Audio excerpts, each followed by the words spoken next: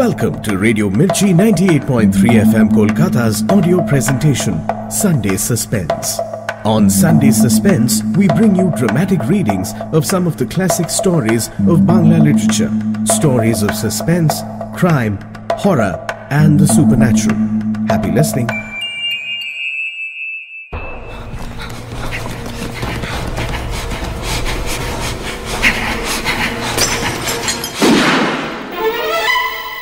Sunday suspense শুধুমাত্র radio Mirchi 98.3 FM এ it's hot.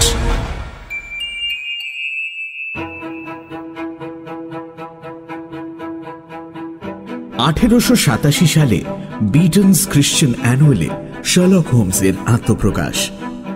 Arthur Canaan ডয়েলের লেখা এই গল্পের নাম ছিল আ স্টাডি ইন স্কারলেট। তখন অবশ্য কেউ তেমন আমল দেয়নি, কিন্তু 1890 থেকে বিখ্যাত স্ট্র্যান্ড ম্যাগাজিনে বেরোতে লাগলো হোমস ওয়াটসন জুটির কাণ্ড কারখানা। ব্যাস, আর দেখে কে, অচিরেই বিশ্ব সাহিত্যের হল অফ ফেমে জায়গা করে নিল ওরা। আর এই জয়যাত্রা জাঁকিয়ে শুরু 1891 প্রকাশিত আ স্ক্যান্ডাল ইন বোহেমিয়া দিয়ে। আজ সেই গল্প আপনার জন্য এই প্রথমবার বাংলায় রেডিওতে। গল্পটি অনুবাদ করেছেন ও বেতার রূপ দিয়েছেন অনির্বাণ ভট্টাচার্য। প্রধান চরিত্রে হোমস, ওয়াটসন, বোহেমিয়ার রাজা এবং আইরিন অ্যাডলার। অভিনয়ে মীর, দীপ, অনির্বাণ ঘোষ এবং আইরিন অ্যাডলারের ভূমিকায় শ্রীলেখা মিত্র। শুরু হচ্ছে আ স্ক্যান্ডাল ইন বোহেমিয়া।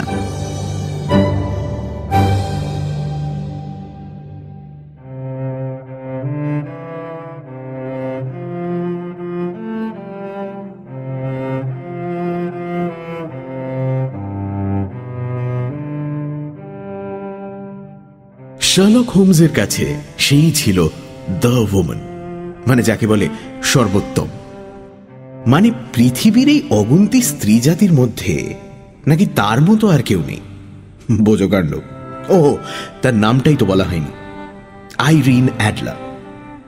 মোট কথা, তার নাম শুনলেই শার্লকের কেমন যেন একটা ভাব জাগত। ঠিক প্রেম নয় কিন্তু, জানেন, এই একটি ব্যাপারেই আমার করিতকর্মা বন্ধুকে আমি ডাহা ফেল করতে দেখেছি। এমন হিসেবি মন আর তীক্ষ্ণ দৃষ্টির মানুষ তো এই জগতে অন্তত আমি দেখিনি।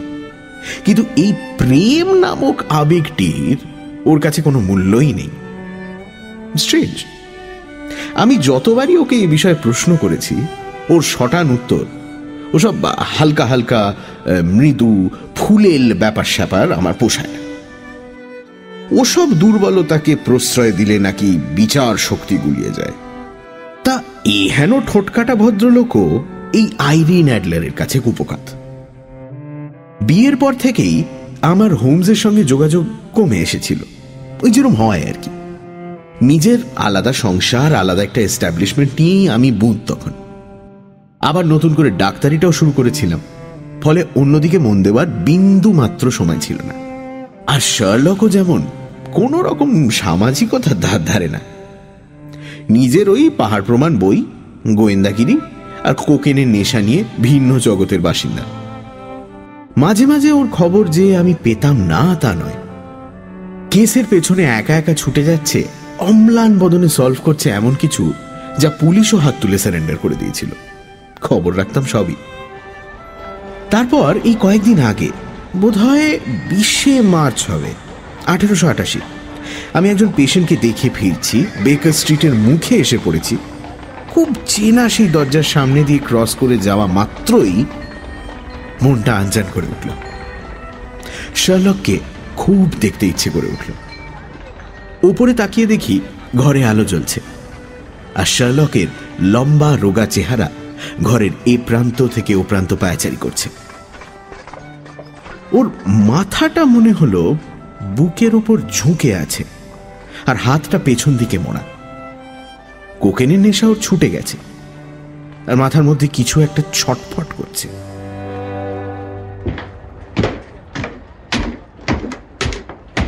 সে যাক, উঠে এলাম ওপরে, সেই ঘরে যেখানে একসময় আমিও দাপিয়ে বেড়াতাম। আনন্দে আত্মহারা হওয়া পাবলিক শার্লক নয়, ফলে আমায় দেখেও তেমন সাংঘাতিক উচ্ছ্বাস সে দেখায়নি। কিন্তু বেশ বুঝেছিলাম আমার আশায় সে বেজায় মজা পেয়েছে। তৎক্ষণাৎ সিগারেট কেসটা এগিয়ে দিল আর ইশারা করল মদের বোতলের দিকে। বিয়ে টিয়ে করে খাসা আছো মনে হচ্ছে, কদিনে বেশ ঝরেছ দেখছি। 7.5 পাউন্ড তো বটেই। 7। আর একটু ভাবলে পারতাম। 7, রাইট 7 পাউন্ড। তা আবার ডাক্তারি ধরলে কবে থেকে? কি করে জানলে? ওয়াটসন, দেখে এ তো দেখেই বোঝা যাচ্ছে যে তুমি শেষ কয়েকদিন রুগী দেখতে গেছো নানা জায়গায়, বৃষ্টিতে ভিজেছো দেদার, আর বাড়িতে যে কাজের মেয়েটিকে রেখেছো সে একটি আস্ত অকম্মার ঢেঁকি। বাবা, হ্যাঁ, ওই যে সেদিন একটু গ্রামের দিকে কাজে গিয়েছিলাম, ফেরার সময় কি বৃষ্টি রে বাবা, কাদা টাদা লেগে একাকার, কিন্তু সে ড্রেস তো আমি ছেড়ে এসেছি। তুমি নতুনটা দেখে সে খবর কি করে বুঝলে? আর হ্যাঁ, এই কাজের মেয়েটিকে নিয়ে আর পারা যাচ্ছে না। আমার স্ত্রী তোকে নোটিশও দিয়ে দিয়েছে, কিন্তু আমি এখনো বুঝতে পারছি না। এ আর এমন কি, ওই যে দেখো তোমার বাঁ পায়ের জুতোর ভেতর দিকে 6টা আঁচড়ের দাগ, অর্থাৎ তুমি বৃষ্টিতে বেরিয়েছিলে আর ফেরার পর সে গুচ্ছের কাদা তুলতে গিয়ে আনাড়ি কাজের মেয়েটি দিয়েছে জুতোর 12টা বাজিয়ে। আর তাছাড়া কেউ যদি ঢোকা মাত্রই ওরোফর্মের গন্ধে ঘর মম করে, ডান হাতে তর্জনী নাইট্রেট অফ সিলভারের ব্যবহারের ফলে কালো হয়ে থাকে, আর হ্যাটের পাশটা স্টেথোস্কোপ রাখার কারণে উঁচু হয়ে থাকে, তবে কি খুব শক্ত আঁচ করা যে ভদ্রলোকের বেশ পসার বেড়েছে? তুমি যখন এমন সহজভাবে সবকিছু বুঝিয়ে বলো না, মনে হয় আরে এ তো জলের মতো, না পারার কি আছে। কিন্তু তাও প্রতিবারই রহস্যের সামনে পড়ে কেমন ঘেঁটে যাই। আগে মনে করতাম তোমার এই যে দেখার চোখটা না, আমিও কিছু কম যাই না, কিন্তু এখন বুঝি খামোখা টামোখা কিছু না। তুমি দেখো, কিন্তু ঠিক খুঁটিয়ে দেখো না। আমাদের তফাৎটা এখানেই। আচ্ছা বলো তো, বহু যাতায়াত তো করেছো এখানে, নিচ থেকে এই গহর অবধি আসতে কটা সিঁড়ি পড়ে? কটা সিঁড়ি খেয়াল করিনি তো। সেই খেয়াল করনি, দ্যাট ইজ মাই পয়েন্ট। 17টা। আমি জানি, কারণ আমি শুধু দেখিনি, আমি অবজার্ভও করেছি। সে যাক, ছাড়ো, এটা ধরো তো। শার্লক আমার একটা বেশ মোটা কাগজে লেখা গোলাপি রঙের চিঠি জাতীয় কিছু একটা দিল। তাতে কোনো তারিখ, ঠিকানা, নাম কিচ্ছু নেই। শেষ ডাকে এসেছে চিঠিটা, জোরে পড়ো তো দেখি। আজ রাত 7:45 নাগাদ আমি আপনার সঙ্গে এক অত্যন্ত গোলমেলে ব্যাপারে পরামর্শ করতে আসব। সে সময় চেম্বারে থাকবেন। আপনার কথা আমি ইউরোপের এক রাজ পরিবারের কাছে শুনেছি। তাদের এক জটিল কেস আপনি যেভাবে সলভ করেছেন, তার থেকেই আমার বিশ্বাস আপনি পারবেন এ সমস্যার সমাধান করতে। আর একটা ব্যাপার, কাউকে যদি মুখোশ পরে ঢুকতে দেখেন আশ্চর্য হবেন না। তো রহস্যের গন্ধ পাচ্ছি শার্লক, কি বলো? সূত্র না দেখে সিদ্ধান্তে পৌঁছানো মারাত্মক ভুল, ওয়াটসন, কোনোদিন করতে নেই। কি হয় জানো, মাথা একরকম করে ফ্যাক্টগুলোকে এমন ভাবে সাজিয়ে নেয় যাতে সেগুলো তোমার পছন্দসই থিওরির সঙ্গে খাপ খেয়ে যায়। তুমি বলো, চিঠিটা দেখে তুমি কি বুঝেছ? যা লেখা এটা বেশ বেশ উচ্চবিত্ত কেউ। কারণ দেখো, এই কাগজটা সস্তায় পাওয়া যাবে না, খুব দামি কাগজ। আর মজবুত কাগজ ঢের দেখেছি, কিন্তু এটা একটু বেশি শক্ত না? কি পিকিউলিয়ার কেমন। ঠিক বলেছ, পিকিউলিয়ার। আলোয় ধরে দেখো, দেখো দেখো দেখো, এ কাগজ ইংল্যান্ডে পাওয়া যায় না। হ্যাঁ, এই তো জলছাপ তো স্পষ্ট। একটা ছোট জি, পাশে বড় ই, একটা পি, আবার একটা বড় জি লেখা, সঙ্গে একটা ছোট টি। কারিগরের নাম বা মনোগ্রাম বোধহয়। না, একটা বড় জি এর সঙ্গে ছোট টি, মানে গেসেলশাফট, জার্মান শব্দ। আমরা যেমন সিও লিখি কোম্পানি বোঝাতে, তেমন জার্মানরা গেসেলশাফট লেখে। পি মানে তো প্যাপিয়া, নিঃসন্দেহে। এবার হচ্ছে ওই যে ই আর জি, কন্টিনেন্টাল গ্যাজেটিয়ারটা উল্টাই। ইজি এগ্রিয়া, এই তো পেয়েছি। রাইট, জার্মান অধ্যুষিত বোহেমিয়ায় অবস্থিত। গ্রেট। কাঁচ আর কাগজের ফ্যাক্টরির জন্য বিখ্যাত।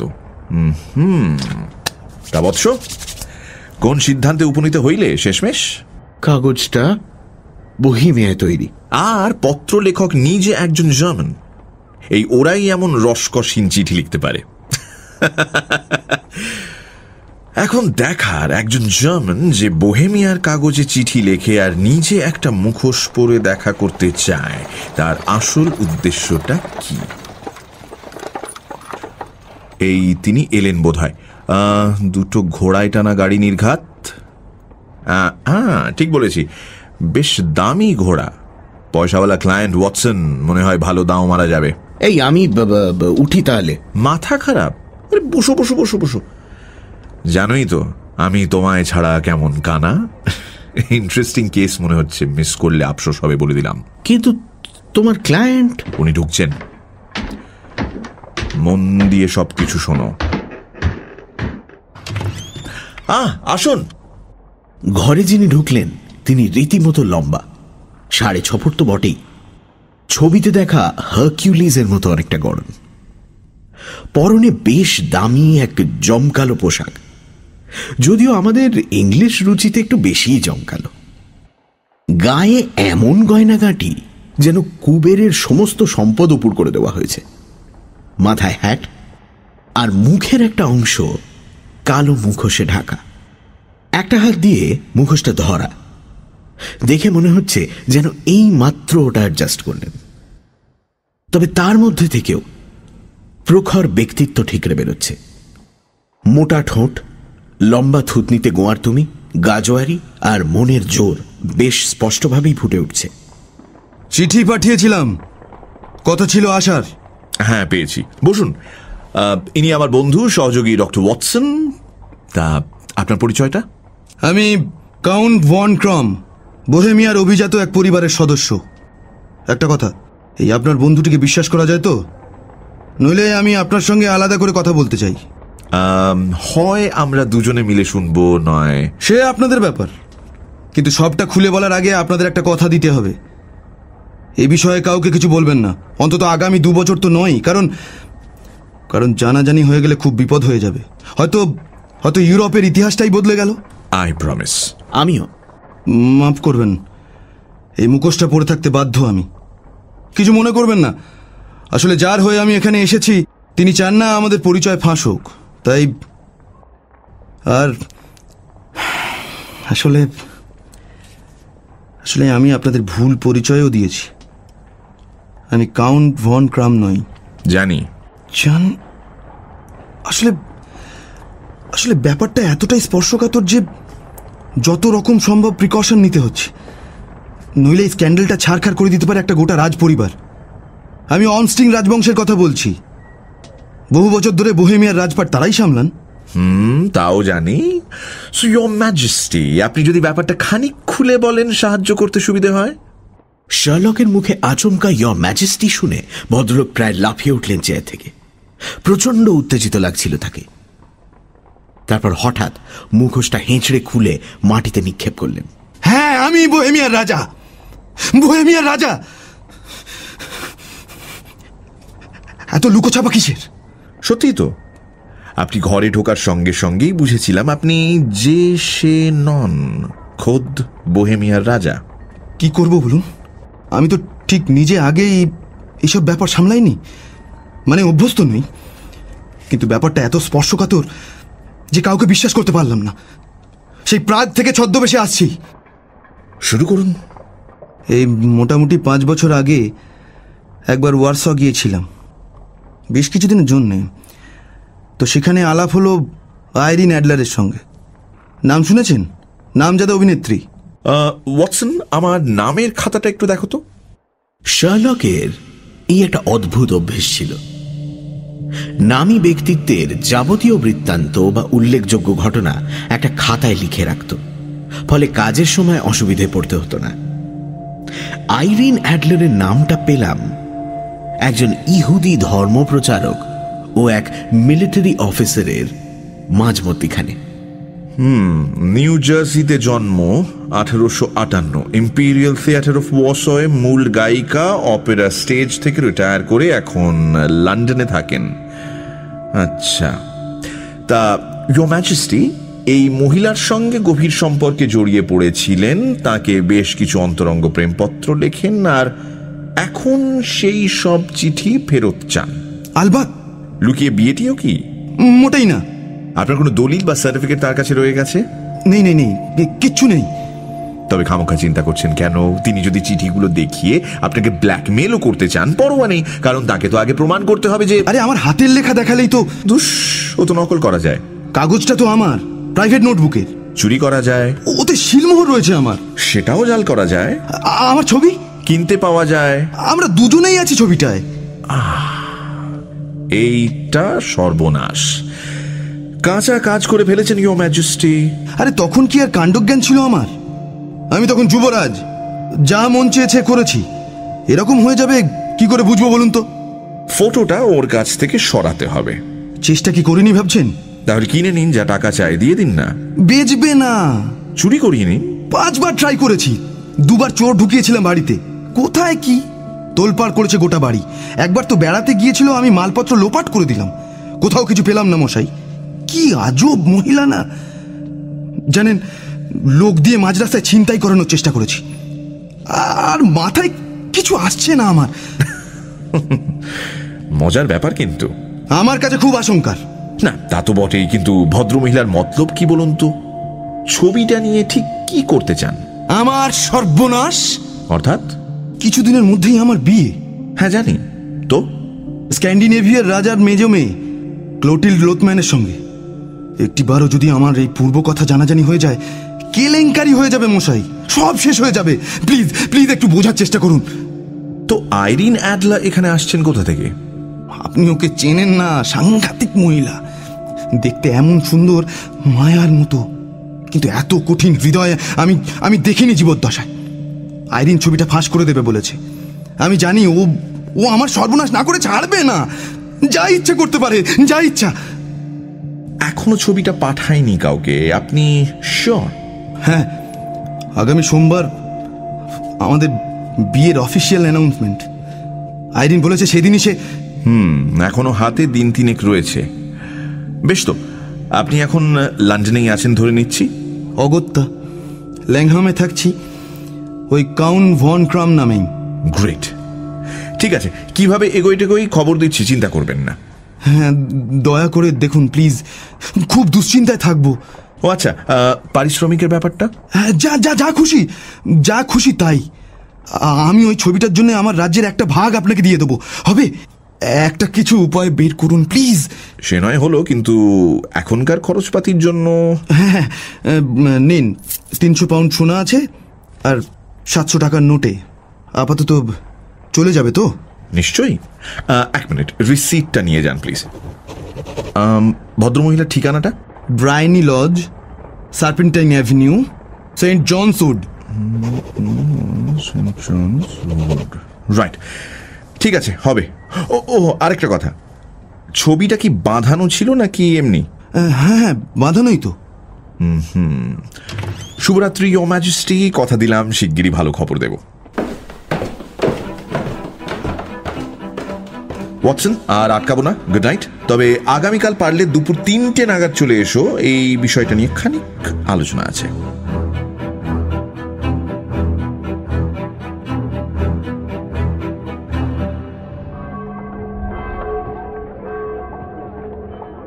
যেমন কথা তেমন কাজ। পরের দিন ঠিক 3:07 আমি বেকার স্ট্রিটে পৌঁছে গেলাম। গিয়ে দেখি ওমা, শার্লক বেপাত্তা। বাড়িওয়ালি মিসেস হাডসন বললেন সেই নাকি সকাল 8টায় বেরিয়ে গেছে।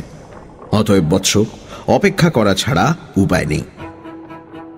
আমার কিন্তু ইতিমধ্যেই বেশ রোমাঞ্চকর লাগছিল এই বোহিমিয়ার রাজার কেসটা।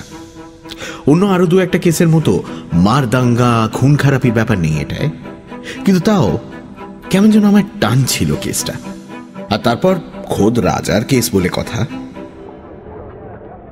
যাক, অপেক্ষায় বসে আছি তো আছি, কটা হবে 4টে আন্দাজ। হঠাৎ দেখি এটি মাতাল গোছের লোক, উস্কো খুস্কো চেহারা, বিতিকিচ্ছিরি পোশাক নিয়ে হুড়মুড়িয়ে ঢুকে এলো।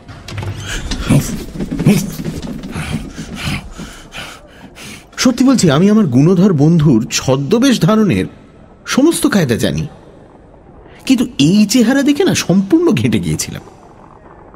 অবাক হয়ে তাকিয়ে রয়েছি, দেখছি শার্লক একটা হালকা ইশারা করে ভেতরে ঢুকে গেল। মিনিট 5 পরে বেরোলো যখন, ফিটফাট কেতা দুরস্ত ফায়ার প্লেসের সামনে টান টান হয়ে বসে পড়ল।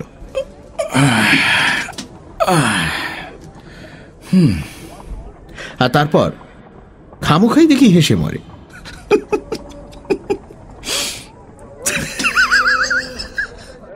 আরে হলোটা কি ভাবতেই পারবে না সকাল থেকে আমার কি গেল।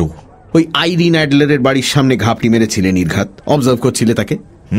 তা বটে, তবে শোনো, 8টা নাগাদ ওই ভ্যাগাবন্ডের মতো সেজে তো বেরোলাম। ব্রায়ানি লজ খুঁজে পেতে অসুবিধে হলো না। বেশ ছিমছাম বাড়ি, রাস্তার উপরই, স্ট্রেট দোতলা উঠে গেছে।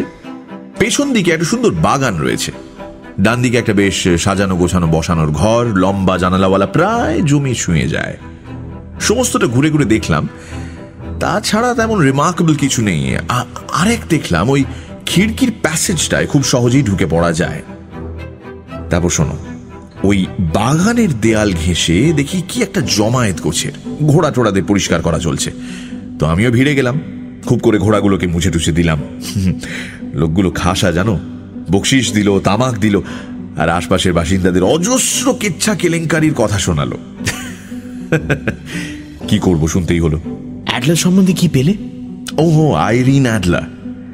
ইনি তো দেখলাম ও তল্লাটের প্রায় সবারই মাথা ঘুরিয়ে রেখেছেন। এমন সুন্দরী নাকি আর গোটা দেশে নেই। চুপচাপ থাকেন, কোনো সাথে পাঁচে নেই, গান থিয়েটার নিয়ে রোজ নিয়ম করে 5টা নাগাদ বেরিয়ে যান আর 7টায় ফেরেন, খেয়ে দে ঘুম। ওই থিয়েটার না থাকলে পারতপক্ষে বেরোন না। লোকজন যে প্রচুর তার সঙ্গে দেখা করতে আসেন তাও নয়, ওই এক ডার্ক হ্যান্ডসাম পুরুষ ছাড়া। তিনি আসেন এবং প্রায়ই আসেন। ভদ্রলোকের নাম গডফ্রে নর্টন। দেখেছো ওয়াটসন, একজন গাড়ির কোচওয়ানের সঙ্গে বন্ধুত্ব বাতিয়ে ফেলতে পারার কি সুবিধে। এই নর্টনকে বহুবার বাড়ি পৌঁছে দিয়েছেন, ফলে খবর রাখে ভালো। এই নর্টন যে আমাদের গল্পে বেশ ইম্পর্ট্যান্ট এক চরিত্র, সন্দেহ নেই। প্রায় রোজই আসে, তারপর আবার বেটা একজন উকিল। আর এখানেই খটকাটা লাগছে জানো ওয়াটসন, আইরিন অ্যাডলারের সঙ্গে ওর সম্পর্কটা ঠিক কি? ক্লায়েন্ট?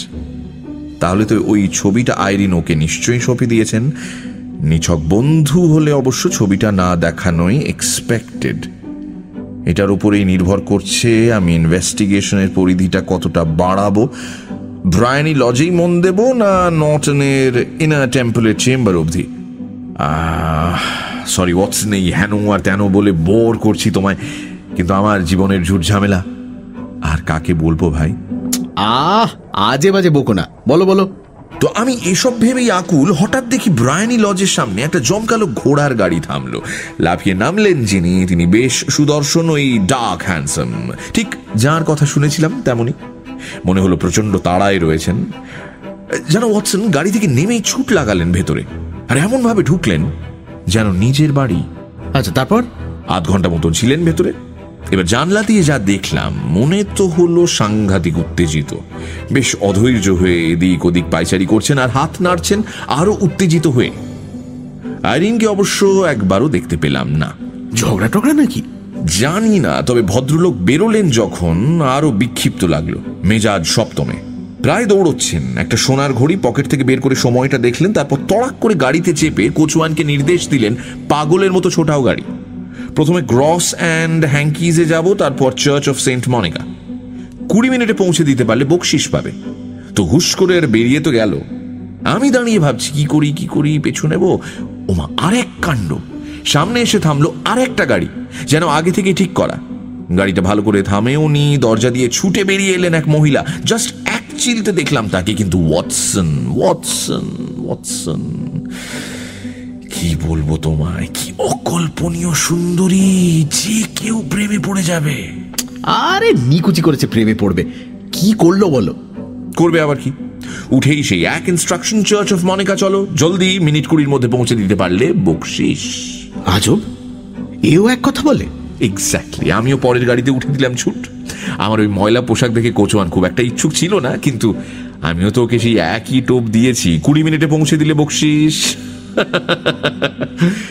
ফাঁকা রাস্তার জন্যই হোক বা বকশিস পাওয়ার জন্যই হোক, কোচওয়ান ঝড়ের গতিতে পৌঁছে দিল চার্চে। কিন্তু অন্য দুজন আমার আগেই পৌঁছে গিয়েছিলেন। তা চার্চে ঢুকে দেখি ভোভা, কেউ কোথাও নেই, অবশ্যই ওই দুজন ছাড়া। ও হ্যাঁ, আরেকজন প্রিস্টও ছিলেন। 3 জন মিলে চার্চের অল্টারের সামনে দেখি দাঁড়িয়ে রয়েছেন।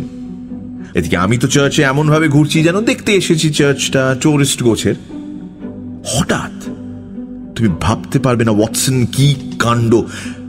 আমি অবধি ঘাবড়ে গিয়েছি। ওরা দেখি আমার দিকে তাকিয়ে, আর গডফ্রে নর্টন আমার দিকে দৌড়ে এসে বলে, ওফ, কি ভাগ্য, কি ভাগ্য! এই তো আপনাকে দিয়েই হবে, আসুন আসুন আসুন আসুন প্লিজ। আসুন মানে কি করবো আমি? আরে সে বলবো পরে, আগে আসুন না, কি মুশকিল, আর তো 3 মিনিট বাকি। আরে প্লিজ আসুন, মিস হয়ে গেলে আর কোনো বৈধতাই থাকবে না। ওয়াটসন কিছু বোঝার আগেই দেখি আমি অল্টারে দাঁড়িয়ে আছি, কানে কি সব ফিসফিস করে বলে দেওয়া হচ্ছে, আর আমিও বাধ্য ছেলের মতো সেগুলো আওড়ে যাচ্ছি। একদিকে আমার সেই গডফ্রে নর্টন, আর অন্যদিকে আইরিন অ্যাডলার, আর আমি কিনা ওদের বিয়ের একমাত্র সাক্ষী। জাস্ট বোঝো কাণ্ডটা। বিয়ের পর ওই নর্টন তো আত্মহারা, জড়িয়ে টড়িয়ে ধরে একাকার। আমি না থাকলে রাস্তায় বেরিয়ে সাক্ষী ধরতে হতো, খাটুনিটা বাঁচিয়ে দিলাম। এ তো ভারী আশ্চর্যের ঘটনা। তো এবার কি, মানে কি হবে এবার? আরে আমি তো পুরো তাজ্জব বনে গেছিলাম। বিয়ে হয়ে গেল, তার মানে তো এবার একসঙ্গে বেরিয়ে যাবে। আমিও মনে মনে ছকে নিচ্ছি কি হলে কি করব। দেখলাম ওরা দরজা অবধি একসঙ্গে এসে যে যার মতো বাড়ি ফিরে গেল। বিয়ে করে আলাদা চলে গেল। খাওয়া দাওয়া মাথায় উঠেছে, দাঁড়াও একটু কোল্ড বিফ আর বিয়ারের ব্যবস্থা করি। সকাল থেকে যা গেল, অবশ্য সন্ধ্যেবেলায় আরো চাপ বাড়বে। ওয়াটসন, তুমি আবার কেটে পড়ো না, কাজ আছে। এই আমি গ্যাট হয়ে বসলাম। আইন ভাঙতে কোনো আপত্তি নেই তো? হারগিজ না। জেল হাজত হওয়ার ভয়? কোনো ভালো কাজের জন্য হলে কোচ পরোয়া নেই। আহা, কাজ তো বেজায় মহৎ। তাহলে মহোদয়, আমি আপনার সেরা বাজি। আচ্ছা, কিন্তু কি প্ল্যান করছো বলো তো? দাঁড়াও একটু পেট পুজোটা সেরে ফেলি, আর সময় পাবো না। 5টা বাজে প্রায়, 2 ঘন্টার মধ্যে অ্যাকশনে নেমে পড়তে হবে। আইরিন অ্যাডলার 7টা নাগাদ বাড়ি ফেরেন। আমরা তখন ব্রায়ানি লজে যাব। ভদ্রমহিলার সঙ্গে একবার আলাপটা সেরে নেওয়া উচিত। তারপর সেটা তুমি আমার উপর ছাড়ো। কখন কি হবে সব আমার আগে থেকে ঠিক করা। শুধু একটা কথা, যা ইচ্ছে হোক, যদি কিছু বেগতিকও দেখো, জাস্ট চুপ করে থাকবে, ঘাবড়াবে না। ক্লিয়ার? অর্থাৎ আমি স্পিকটি নট। হ্যাঁ, কিচ্ছু করতে হবে না, জাস্ট আমার ইনস্ট্রাকশন ফলো করে যাবে। হয়তো একটু গড়বড় হতে পারে, আমায় ভেতরে ঢুকিয়ে নেওয়া হতে পারে। তুমি আসবে না পেছন পেছন, উতলা হবে না। ঠিক 4-5 মিনিট পর বসার ঘরের জানলাটা খুলবে। তুমি ঠিকঠাক পজিশন নিও কিন্তু। আর এমনিতেই আমি তোমায় ওখান থেকে দেখা দেব। আর তারপর আমি যেই না হাত তুলবো, তুমি ঘরের মধ্যে ছুঁড়বে যা আমি তোমায় ছুঁড়তে দেব, আর সঙ্গে সঙ্গে আগুন আগুন বলে হই হই জুড়ে দেবে। বুঝলে? পারফেক্টলি। না, এটা ধরো। সাংঘাতিক কিছু নয়, সাধারণ একটা স্মোক রকেট। এটাই তোমায় ছুঁড়ে দিতে হবে। আর যেই না তুমি আগুন আগুন বলে রব তুলবে, রাস্তার বাকিরাও যোগ দেবে সেই গন্ডগোলে। তুমি তখন ওখান থেকে সরে পড়বে আর রাস্তার মোড়ে আমার জন্য অপেক্ষা করবে। মিনিট 10-এর মধ্যে আমি ওখানে তোমায় জয়েন করব। হয়ে যাবে বস, কোনো চিন্তা করো না। আচ্ছা দাঁড়াও, তোমায় দেখাই আমার নতুন সাজ। শার্লক ঘরের ভেতর ঢুকে গেল, আর কিছুক্ষণ পর যে বেশে বেরোলো যথারীতি চেনার কোনো উপায় নেই। একটা চওড়া কালো হ্যাট মাথায়, ব্যাগি ট্রাউজার্স, সাদা টাই, এমনকি পোশাকের সঙ্গে হাসিটা, হাঁটার কায়দাটা এমন বদলে নিয়েছিল যে তাজ্জব হয়ে যেতে হয়। স্মিত হাসি টাসি নিয়ে শার্লক একটা সম্পূর্ণ আলাদা মানুষ যেন। নেহাত ক্রাইম টাইমের দিকে চলে এলো, নয়তো বাজি ফেলে বলছি থিয়েটার জগৎ এক নক্ষত্রকে পেত। 7টা তখন বাজতে কিছুক্ষণ। সন্ধে নেমে এসেছিল। রাস্তার আলো একে একে জ্বলছিল। ব্রায়ানি লজটা দেখতে হুবহু শার্লক যেমন বর্ণনা দিয়েছিল তেমন, কিন্তু আশপাশটা যেরকম নিরিবিলি ভেবেছিলাম তেমন নয় দেখলাম। বেশ লোকজন আড্ডা মারছে, গুলতানি করছে। কয়েকজন অপরিচ্ছন্ন পোশাক পরে, খেয়াল করলাম মুখে সিগার নিয়ে ড্যাব ড্যাব করে আমার দিকে তাকিয়ে রয়েছে। হবে চ্যাংড়া ছোকরা, পাত্তা দিয়ে লাভ নেই। তো আমাদের অপেক্ষা চলতে থাকলো। কখন আসবেন ম্যাডাম? দেখো ওয়াটসন, এই বিয়েটা হয়ে না কেস আরো সহজ হয়ে গেল। ফটোগ্রাফটা এখন দুমুখ তরোয়াল হয়ে গেল। আইরিন চাইবেন না গডফ্রে এই ছবিটা দেখুন, আবার আমাদের রাজা মশাইও চাইবেন না আইরিন এই ছবিটা নিয়ে কিছু করুক। কিন্তু প্রশ্ন হলো, ছবিটা রয়েছে কোথায়? সঙ্গে নিয়ে ঘুরবে বলে মনে হয়। বড় বাঁধানো ছবি, কোথায় লুকোবেন? ড্রেসের মধ্যে বেড হপ হয়ে থাকবে? মনে হয় না। প্লাস তুমি কি মনে করছো আইরিন জানেন না রাজা লোক লাগিয়েছেন ওর পেছনে? শুনলেই তো, দুবার ছিনতাইয়েরও চেষ্টা করিয়েছিলেন, ফলে সঙ্গে নিয়ে তিনি ঘুরবেন না। তাহলে? সেটাই তো। দেখো, একটা সম্ভাবনা আছে যে উকিলকে হয়তো রাখতে দিয়েছেন, কিন্তু সেখানেও খটকা আছে। মহিলারা জেনারেলি খুব সিক্রেটিভ হয়তো, অতএব খুব চান্স কম যে নিজের গোপন খবর অন্য কাউকে যেচে বলবেন। লুকোলে নিজেই উপায় বের করবেন। আর ইয়োর ম্যাজেস্টি বলছিলেন না আইরিন হুমকি দিয়েছেন কিছুদিনের মধ্যেই ওটি ব্যবহার করবেন, তার মানে হাতের কাছেই কোথাও একটা ওটা আছে, বাড়িতেই কোথাও। বুঝলে ওয়াটসন? কিন্তু শার্লক বাড়িতেও তো দুবার চোর হানা দিয়েছিল, পাইনি তো। ধুস, দেখার চোখই নেই বুড়বাকগুলোর। তো তুমি কি করে দেখবে? কে বললো আমি দেখব? উনি আমায় দেখাবেন। ইয়ার কি হচ্ছে? উনি তোমায় দেখাবেন কেন? দেখাবেন দেখাবেন ওয়াটসন, না দেখে উপায় থাকবে না। দাঁড়াও, একটা গাড়ির আওয়াজ পেলাম বলে মনে হলো। হ্যাঁ হ্যাঁ, আসছে। ওকে ওয়াটসন, রেডি? সব মনে আছে তো?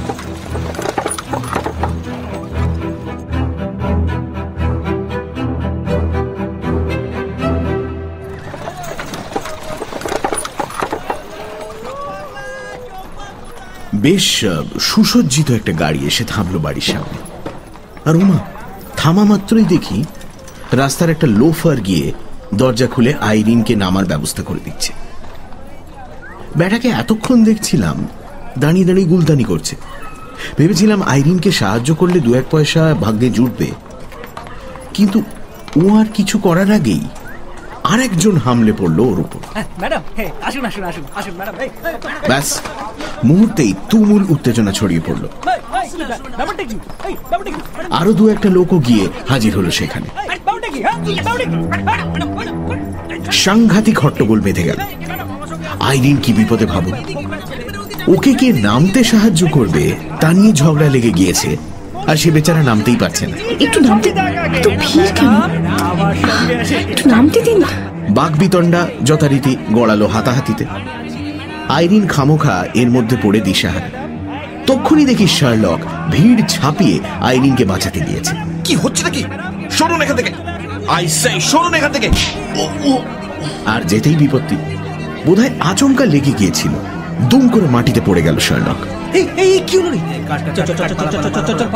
সেটা দেখে ওই ভ্যাগাবন্ডগুলো দে দৌড় ওখান থেকে। আর কিছু ভদ্র পোশাক পরা মানুষ যারা এতক্ষণ গন্ডগোলটা দূর থেকে দেখছিল, তারা এবার খুব তৎপর হয়ে এগিয়ে এসে দেখলাম শার্লককে তুলছে।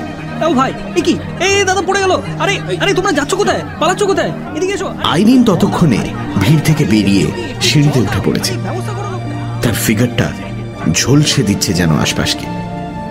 সে হঠাৎ বলে উঠল, আরে শুনুন শুনুন, দেখি ভদ্রলোক খুব চোট পেয়েছেন কি? মারা গেছেন বোধহয়। আরে না না, শ্বাস নিচ্ছে তো, কিন্তু বাঁচবে না বেশিক্ষণ। হসপিটাল নিয়ে যেতে যেতেই। না না, ওর কিছু হবে না, খুব সাহসী উনি। উনি আজ না থাকলে তো ওই লোকগুলো আমার সব চিন্তায় করে নিত। এই উনি শ্বাস নিচ্ছেন, এই যে। কিন্তু ওকে তো এভাবে রাস্তায় ফেলে রাখা যাবে না, ভেতরে নিয়ে যাওয়া যায়। আরে সে কি, নিশ্চয়ই নিশ্চয়ই, আনুন। ধীরে শার্লককে ব্রায়ানি লজের ভেতর নিয়ে যাওয়া হলো। এদিকে, হ্যাঁ হ্যাঁ হ্যাঁ, এই সোফাটাই শুয়ে দিন প্লিজ। হ্যাঁ, সোফায় শোয়ানো হলো। আমি প্ল্যান অনুযায়ী এক পাও নড়িনি। সবটা দেখছিলাম বাইরে থেকে। দেখলাম ঘরের আলো জ্বালা হলো। কে জানে শার্লক তখন শুয়ে শুয়ে কি ভাবছিল, কিন্তু সত্যি বলছি আমার না অদ্ভুত একটা লাগছিল। এমন মায়াবী এক মহিলার সঙ্গে এমন একটা খেলা খেলছি, উনি তো জানেনই না যে এটা একটা ট্র্যাপ। ছি ছি ছি। কিন্তু কি আর করা, এখন তো আর শার্লকের বিশ্বাস ভঙ্গ করতে পারি না। অগত্যা পকেট থেকে ওর দেওয়া স্মোক রকেটটা বার করলাম, মন শক্ত করলাম। মনে হলো আমরা তো আর ওকে আঘাত দিচ্ছি না, শুধু চেষ্টা করছি যাতে অন্য একজনকে ও আঘাত না করে। যাক, হোমস ততক্ষণে খানিক ধাতস্থ হয়ে উঠে বসেছে। আমি স্পষ্ট দেখতে পেলাম ও উঠে ইশারা করছে, যেন ঠিক করে নিঃশ্বাস নিতে পারছে না, হাঁপ ধরছে। এবং তক্ষুনি একজন কাজের মেয়ে দৌড়ে গিয়ে ঘরের সব জানলা হাট করে খুলে দিল যাতে বাতাস ঢোকে। শার্লক ঠিক সেই মুহূর্তেই ওর হাতটা উপরে তুলল। That was my signal. ব্যাস, আমি জোরে স্মোক রকেটটা ঘরের মধ্যে ছুঁড়ে দিলাম, দিয়েই চিৎকার করে উঠলাম, আগুন আগুন! আর যেই না আমি চেঁচিয়েছি, আশেপাশের রাস্তায় যারা ছিল সমস্বরে তারা তুলল আগুন আগুন রব। সে এক কেলেঙ্কারি কাণ্ড। সবাই যেদিকে প্রাণ চায় ছুটছে, চেঁচামেচি, প্যান্ডেমোনিয়াম যাকে বলে। আর তার মধ্যে দেখি শার্লকই ঘরের মধ্যে থেকে সবাইকে আশ্বস্ত করছে, কিচ্ছু হয়নি, কিচ্ছু হয়নি, ফলস অ্যালার্ম এটা, শান্ত হন আপনারা প্লিজ। আমার তো কাজ ছাড়া হয়ে গিয়েছিল, ফলে আমি পায়ের স্পিড বাড়িয়ে ওখান থেকে সরে গেলাম।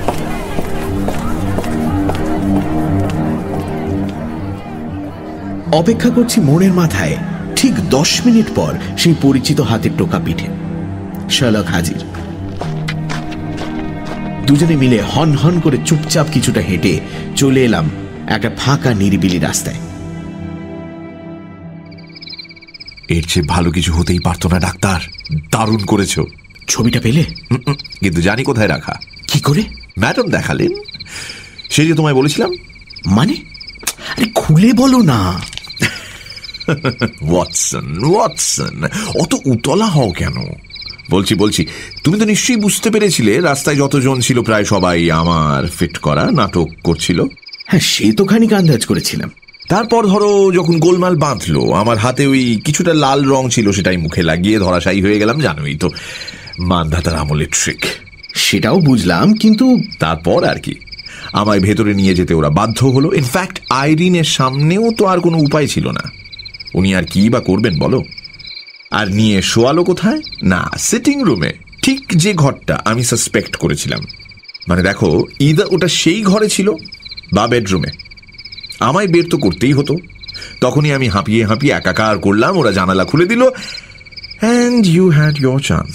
কিন্তু তাতে তোমার কি সুবিধে হলো? বলো কি, ওটাই তো সবচেয়ে জরুরি মুহূর্ত ছিল।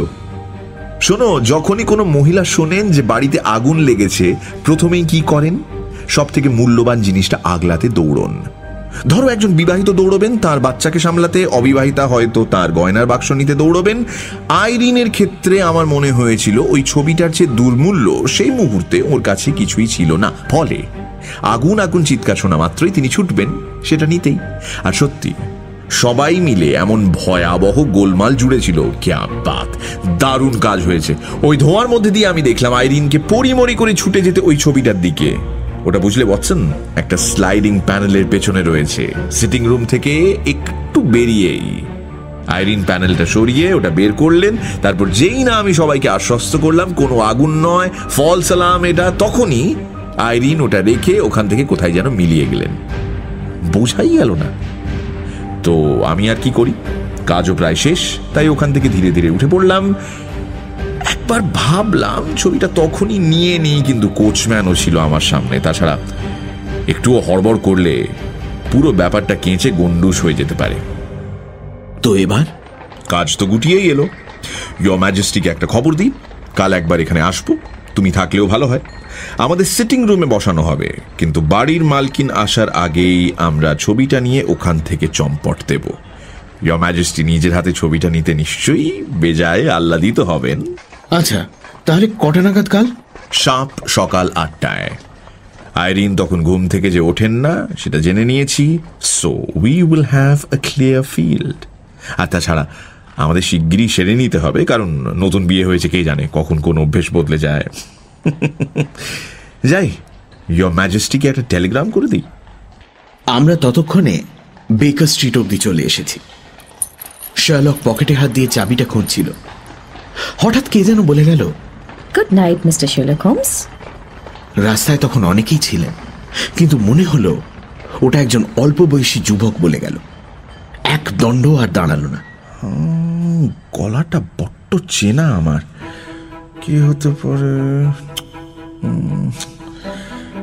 বড্ড চেনা।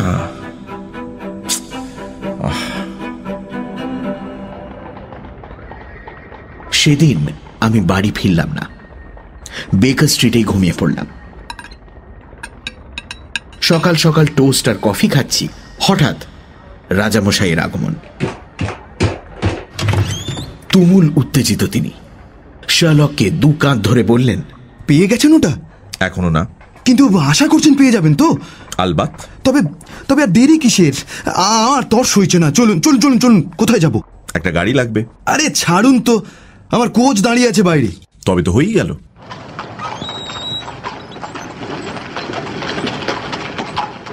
ইয়োর ম্যাজেস্টি, আইরিন বিবাহিত। বিবাহিত? কবে? গতকাল। কার সঙ্গে? একজন উকিল, গডফ্রে নর্টন। কিন্তু কিন্তু ও তাকে ভালোবাসতে পারে না। ভালোবাসলেই ভালো। কেন? কারণ তাতে ইয়োর ম্যাজেস্টির ভবিষ্যতে যাবতীয় ঝামেলা মিটে যাবে। দেখুন, উনি আপনাকে না ভালোবাসলে আপনার জীবনে নাকও গলাবেন না, সিম্পল। তা ঠিক, কিন্তু ও যদি আমাকেই বিয়ে করতো, কি ভালো যে রানী হতো না। ব্রায়ানি লজের দরজা দেখি হাট করে খোলা। একজন বয়স্ক মহিলা বাইরে দাঁড়িয়ে, যেন কারোর অপেক্ষায়। আপনি শার্লক হোমস তো? হ্যাঁ, আমি। বলুন। হ্যাঁ, ম্যাডাম আমায় বলে গেছেন আপনি আসবেন। তিনি আসলে ভোর 5:15 ট্রেনে ইউরোপ বেরিয়ে গেছেন। বেরিয়ে গেছেন মানে? মানে তিনি ইংল্যান্ড ছেড়ে চলে গেছেন? হ্যাঁ, ফরএভার। আর ওই কাগজপত্র, ছবি, হায় কপাল, সব গেল, সব সব গেল। দাঁড়ান দাঁড়ান, দেখছি। শার্লকের পেছন পেছন আমরাও ঢুকলাম বসার ঘরে। সে কি কাণ্ড! ঘরে সম্পূর্ণ লণ্ডভণ্ড, যেন কেউ তোলপাড় করে কিছু একটা খুঁজেছে। শার্লক দৌড়ে গিয়ে একটা স্লাইডিং প্যানেল ঠেলে ভেতরে হাত ঢোকালো। সেখান থেকে বেরোলো একটা বাঁধানো ছবি আর একটা চিঠি। ছবিটা স্বয়ং আইরিন অ্যাডলারের, একটা ইভিনিং ড্রেস পরা অবস্থায়। আর চিঠিটা লেখা শার্লককে, সম্ভবত গত রাতে। শার্লক খামটা ছিঁড়ে ফেলে চিঠিটা খুলল। মাই ডিয়ার শার্লক হোমস, আপনি সত্যি দারুণ ছক কষেছিলেন। কুর্নিশ। সেদিন আগুন আগুন বলে চিৎকার অবধি আমি কিছুই টের পাইনি, কিন্তু তারপর একটু খটকা লাগলো। ভাবতে বসলাম, বুঝলাম একটু কাঁচা কাজ করে ফেলেছি। আমি তো জানতাম আপনার কথা। খবর পেয়েছিলাম যে রাজা আমার পেছনে কাউকে লাগাবেন। আন্দাজ করেছিলাম আপনিই হবেন। আপনার ঠিকানা সব জেনে নিয়েছিলাম, কিন্তু তাও বড় বোকা বুনলাম। আপনি আমায় দিয়ে যা চাইছিলেন করিয়ে নিলেন। প্রথমবার সন্দেহ হওয়ার পরেও আপনার ওই শান্ত ভদ্র ছদ্মবেশ দেখে ভুলে গেছিলাম। মনকে ভাবাতে পারিনি যে আপনার কোনো দুরভিসন্ধি আছে। কিন্তু জানেন তো, আমি একজন পেশাদার অভিনেত্রী। নানান রকম সাজ আমারও সহজে আসে। আপনি যখন ওই ধোঁয়ার মধ্যে পড়েছিলেন, আমি তক্ষুনি আমার বিশ্বস্ত কোচওয়ান জনকে আপনার উপর নজর রাখার জন্য পাঠিয়ে দিয়েছিলাম। তারপর দৌড়ে সিঁড়ি দিয়ে উঠে ছেলেদের পোশাক পরে আপনার পিছু নিলাম। ভেবেও বেশ রোমাঞ্চ হচ্ছিল। বিখ্যাত শার্লক হোমসের কেসে আমি সাসপেক্ট। মনে আছে নিশ্চয়ই? ঠিক বাড়ি ঢোকার মুহূর্তে একজন অল্প বয়সী ছেলে আপনাকে শুভরাত্রি বলেছিল। কি চিনতে অসুবিধা হয়নি তো? ওখান থেকেই আমি আমার স্বামীর কাছে চলে গিয়েছিলাম। আমরা দুজনে মিলে স্থির করলাম পালিয়ে যাওয়া ছাড়া কোনো উপায় নেই। আফটার অল কি দুদিন একজন প্রতিপক্ষ জুটেছে আমাদের। অতএব যখন আপনি আমার বাড়ি আসবেন আমায় পাবেন না। আর যে জন্যে আপনি আসছেন, অর্থাৎ ওই ছবিটা, সে নিয়ে আপনার মক্কেলকে মাথা ঘামাতে বারণ করুন। আমি সৌভাগ্যবতী যে একজন অসাধারণ প্রেম পেয়েছি। আপনার মক্কেলের চেয়ে 1000 গুণ ভালো। রাজা যা ইচ্ছে করতে পারেন, সেই মেয়ে কোনো কিছুই করবে না যাকে রাজা অন্যায়ভাবে দুঃখ দিয়েছেন। ছবিটা আমি রেখেছি একমাত্র নিজেকে বাঁচাবার জন্যে। পাছে রাজা ভবিষ্যতে আমার বিরুদ্ধে কোনো বাজে ব্যবস্থা নেন, আমি ওনার জন্যে অন্য একটা ছবি রেখে গেলাম। যদি ইচ্ছে করেন উনি নেবেন। আর শার্লক হোমস, অদ্ভুত আলাপ হলো আমাদের, কিন্তু সত্যি বলছি খুব ভালো লাগলো। ইতি, আইরিন নটন।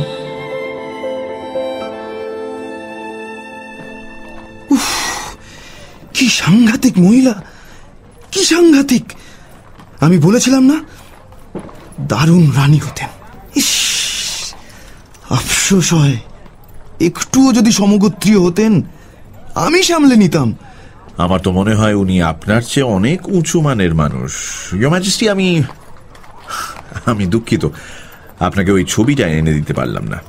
বলেন কি মশাই, এর চেয়ে ভালো কিছুই হতে পারতো না। ওই মহিলাকে তো আমি হাড়ে হাড়ে চিনি। কথার দাম আছে বটে। একবার যখন বলেছেন ছবি প্রকাশ করবেন না, তাই হবে। উফ, আমি নিশ্চিন্ত। আপনি শুধু বলুন কি চান। পারিশ্রমিক? আরে বলুন বলুন মিস্টার হোমস। কি যে হালকা লাগছে না। এই মহামূল্যবান ছবিটা। এটা মানে এই আইরিনের ছবিটা? হ্যাঁ। বেশ তো, নিন না। অসংখ্য ধন্যবাদ। তাহলে তো আর কিছু করার নেই এ বিষয়ে। ভালো থাকবেন, আসি। Good bye.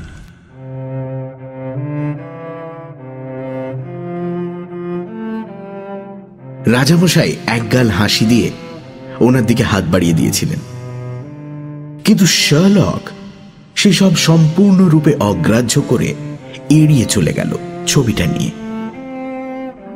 আর এইভাবেই শেষ হলো এমন এক পর্ব যা নাকি বোহেমিয়ার ইতিহাস বদলে দিতে পারত, আর যেখানে শার্লক হোমস অবধি পুরো দস্তুর পরাস্ত হয়ে গেল এক মহিলার কাছে। শার্লককে আমি এর আগে বহুবারই মহিলাদের নিয়ে হাসি ঠাট্টা করতে শুনেছি, কিন্তু সেদিনের পর আজ অবধি এমন কিছুর পুনরাবৃত্তি আর হয়নি। আর আইরিন অ্যাডলার সেদিন থেকেই শার্লকের কাছে, ওই যে শুরুতে বললাম না, দ্য ওম্যান।